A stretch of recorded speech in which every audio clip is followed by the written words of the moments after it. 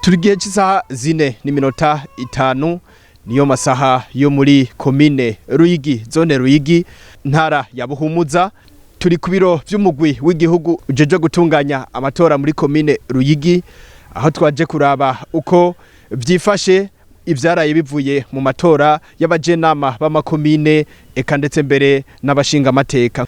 Igihe cy'isaha 12 niho ibyaje biva mu mazone atandukanye vya nyuma vyashobora gushika ngaha ku biro vy'umugwi ujeje gutunganya amatora muri Komine Ruyigi. Hano babwira ko ibiharo vyaje biva muri zone Busoro, zone Butezi, zone Bwagiriza, zone Bweru, zone Kayongozi, zone Kirambira, zone Mubira, zone Rusengo hamwe na zone Ruyigi ari nayo turimwo mwakano kanya ku biro vy'umugwi wigenga ujeje gutegura amatora muri Komine Ruyigi.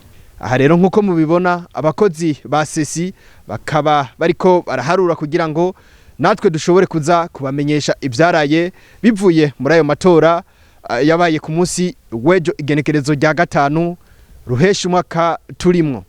Ubusanzwe arongoye umugwi wigenga ujeje gutunganya amatora muri Komine Ruyigi akaba atumenyesheje yuko ibiharuro bakivyegeranya vyavuye muri aya mazone yose agize Komine Ruyigi kugira ngo natwe duheze tuze kubashikiriza ivyavuye muri ano matora.